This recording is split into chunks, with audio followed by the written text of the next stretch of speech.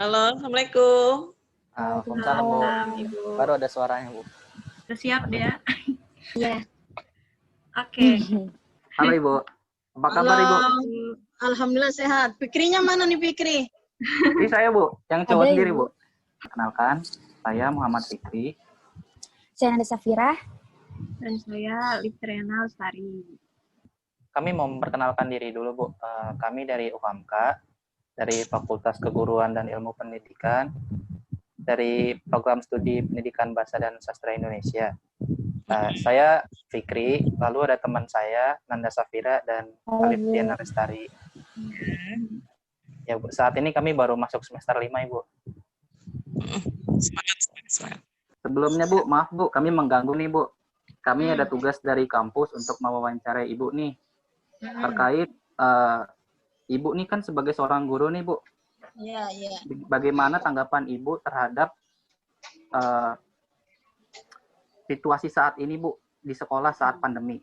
Jadi pertanyaan yang pertama, Bu, apa saja, Bu, kultur budaya atau tata kerja yang sekarang berlaku di sekolah, Bu? Oke, kultur budaya ya. Saat ini untuk yang terbaru gitu ya, kita sedang mengembangkan life skill gitu ya. Jadi bagaimana sekolah ini memberikan bekal kepada para lulusan gitu ya. Karena memang tidak semua masuk ke perguruan tinggi gitu, ada juga yang ke masuk ke dunia kerja dan lain sebagainya. Jadi saat ini kita ingin mengembangkan life skill di sekolah itu. Jadi ada pilihan tata boga, ada peternakan ikan ya seperti itu gitu. Itu yang saat ini yang terbaru gitu ya, kultur budaya yang ingin kita bangun gitu ya. Namun sebelumnya kita juga sekolah ini termasuk sekolah yang berbudaya lingkungan, gitu, sekolah Adiwiyata, sudah mendapat penghargaan tingkat provinsi Jawa Barat gitu ya. Kita sudah mendapat penghargaan itu. Bagaimana pandangan Ibu dengan adanya COVID-19 di seluruh dunia saat ini dan berdampak pada pendidikan khususnya di Indonesia sekarang nih, Bu? Iya. Untuk di seluruh Indonesia. Iya, awalnya sih ketika ada informasi itu kan di akhir tahun 2019 ya. Iya. Biasa aja gitu ya. Oh, itu sih terjadi di negara lain gitu. Tapi ternyata luar biasa ketika tiba-tiba ada kasus 2 orang ya yang berasal dari salah satu daerah terkena. Baru tuh Indonesia kebakaran jenggot. Akhirnya apa?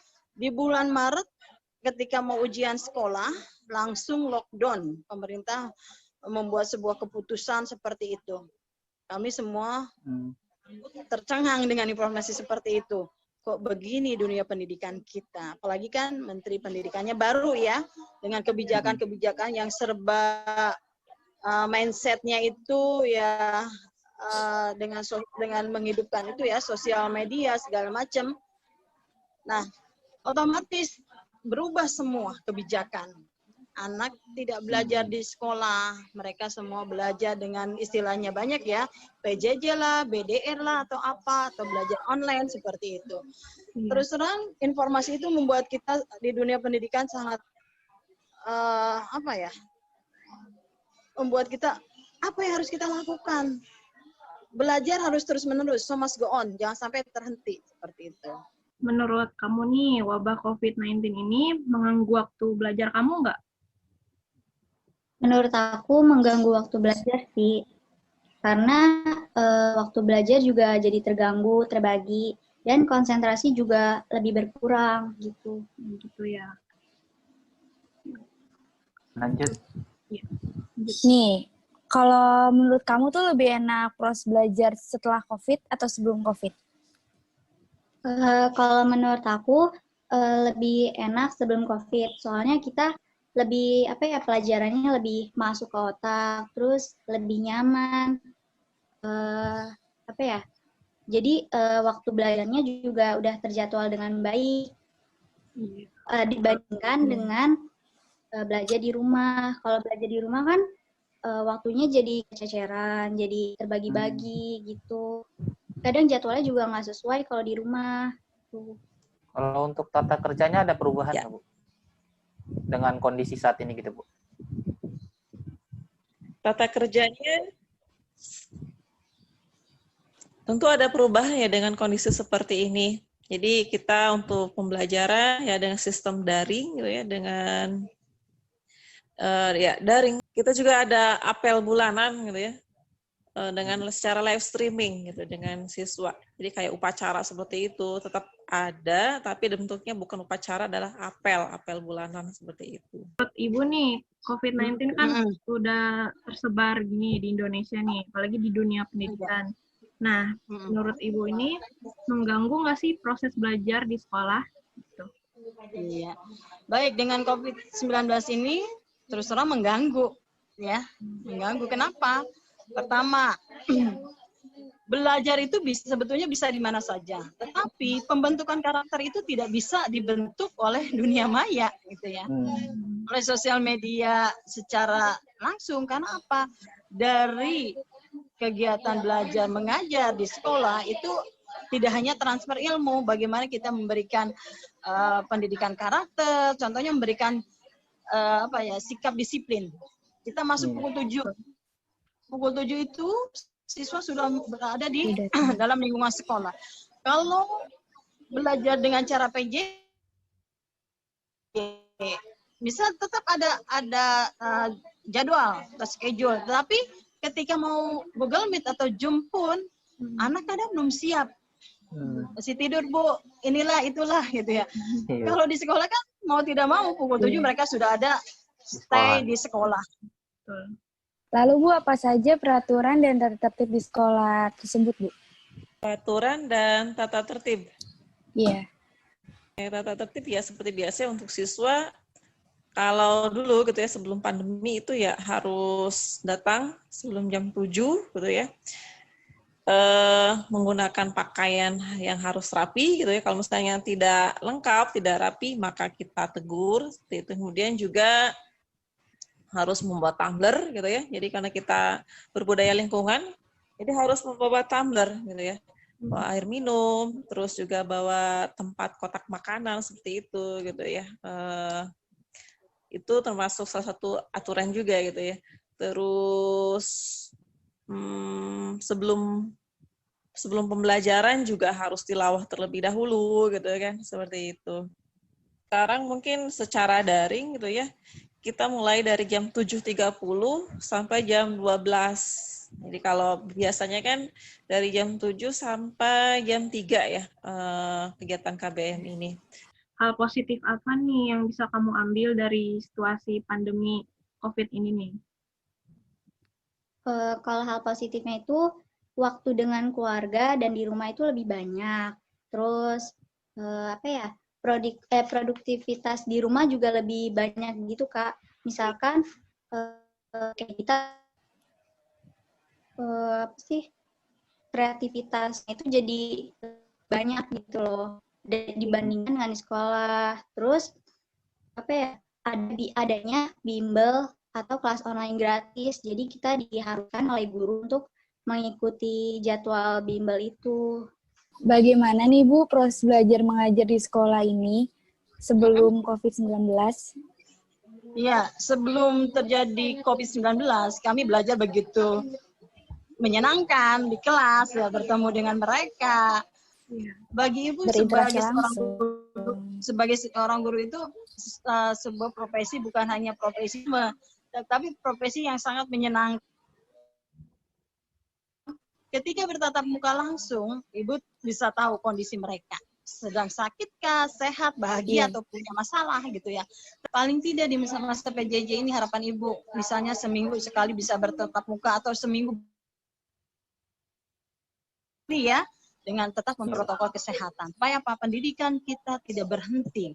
Kita jangan sampai menjadi negara yang mundur, ya, mundur lagi.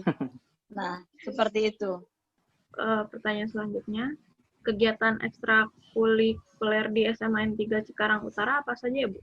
Kegiatan ekstrakurikuler kita cukup banyak ya, ada sekitar 12 ekstrakurikuler yang berkaitan dengan masalah agama gitu ya, seperti rohis, tahfiz gitu ya. Oh iya, sekolah kita ini sekolah yang cukup religius juga gitu ya. Bahkan ada yang mengatakan bahwa sekolah negeri, namun tingkat keagamaannya cukup kental juga gitu kan. Program tahfiz. Program tahfiz ini adalah sebagai salah satu syarat buat kenaikan kelas juga gitu ya. Misalnya kelas 10 harus hafal 10 surat gitu ya dengan artinya ya, seperti itu. Jadi ini dimotori oleh program ekskul tahfiz. Program ekskul tahfiz ini wajib, sifatnya wajib gitu, setiap hari Jumat gitu ya. Nah, walaupun kondisi daring seperti ini, mereka harus tetap hafalan, menyetorkan hafalannya secara virtual gitu ya, ke mentor-mentornya, pembina gitu ya.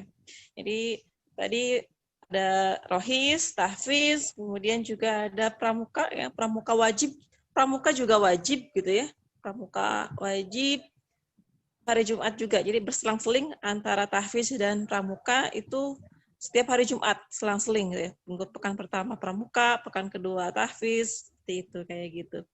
Ada 13 ekskul ya. Waktu kamu sekolah kemarin ikut organisasi apa? Aku ikut organisasi ekskul paduan suara. Jadi kebetulan karena emang kita kan difokuskan untuk belajar latihan-latihan soal untuk ujian. Jadi pada saat itu yang sudah berorganisasi udah berganti jabatan gitu, Kak. Jadi udah nggak ini lagi berorganisasi gitu pas kelas 12. Oh, tapi kalau kamu lihat ada nggak perbedaannya waktu kamu ekskul padu saat sebelum ada corona sama sesudah ada corona? Banyak sih perubahannya. Jadi kalau di sekolah kita kan lebih bebas latihannya. Kalau di rumah gimana ya? Jadi jarang latihan gitu loh, Kak. Iya. Lalu pertanyaan selanjutnya, selain kegiatan tersebut, ada nggak Bu di SMAN 3 Cikarang ini jadi kegiatan yang sudah membudaya gitu? Kegiatan yang sudah membudaya. Iya. Ada kegiatan kelas meeting gitu ya, memperingati hari-hari besar Islam, kembali juga pas kegiatan 1 Muharram gitu ya. Walaupun kita tetap mengadakan gitu ya lomba kaligrafi dan lain sebagainya gitu ya. Itu kemudian juga apa lagi ya? Kalau dulu gitu ya yang menunjang ke masalah KBM ini kita juga ada kunjungan kampus gitu. Namun saat ini kayaknya tidak terrealisasi gitu ya. Jadi kunjungan edukasi itu untuk menunjang siswa juga gitu ya, seperti pengetahuan mereka tentang dunia kampus dan lain sebagainya ya, seperti itu. Terus perasaan kamu gimana nih waktu kelulusan? Karena emang gak ada ujian juga kan. Karena pada saat itu waktu kelas 12, semua kelas 12 juga ngerasanya kita lebih ditekan gitu ke latihan tanpa ada istirahat. Terus kita juga kayak tugas semua, kayak ada portofolio juga. Kita harus mengumpulkan portofolio dari semua mata pelajaran. Jadi kita nggak belajar gitu loh, Kak. Belajarnya jadi lebih kurang maksimal untuk ujian gitu. Jadi lebih banyak ke praktek sama tugas kali ya? Iya. Lebih dibebankan di tugasnya ya? Iya, lebih dibebankan di tugas. Baik Bu, mungkin itu saja sih Bu yang ingin kami tanyakan dari Ibu. Terima kasih banyak nih Bu sudah memberikan informasi yang kami butuhkan Bu. Terima kasih banyak ya Ibu atas kesempatannya sama-sama, sudah Fikri. menyediakan Semester waktu berapa untuk kami. nih, Bu. Fikri? Semester 5 Ibu. Semester 5. Jurusan apa? Jurusan PBS Ibu, Bahasa Indonesia Bu. Oh, Bahasa Indonesia juga. Terima kasih banyak ya Dea karena udah mau Makasih banyak ya Dea. Ya. udah mau ngasih tanggapannya sama kita. Makasih. Maaf sekali lagi Bu, udah mengganggu Bu. Makasih Bu. Semangat ya Fikri. Iya Bu, makasih banyak ya Ibu. Oke, Ya Bu. Ya, terima kasih ya Bu. Mari. Assalamualaikum. Waalaikumsalam. Salam Ibu. Ya, banyak Mudah-mudahan ya Bu. sukses ya. Terima kasih banyak ya Bu Amin, Bu. atas waktunya. Sehat-sehat terus Bu. Assalamualaikum. Amin. Terima kasih Fikri dan Ya, Bu. teman-teman. Ya, Bu. Assalamualaikum Bu. warahmatullahi Assalamualaikum, Bu. wabarakatuh. Waalaikumsalam Ibu. Makasih Makasih banyak ya ya. Dea. Makasih Dea. Sama-sama Kakak. Sukses Ya. terus. Ya, sukses terus ya sekolahnya. Dadah. Ya, makasih Dea.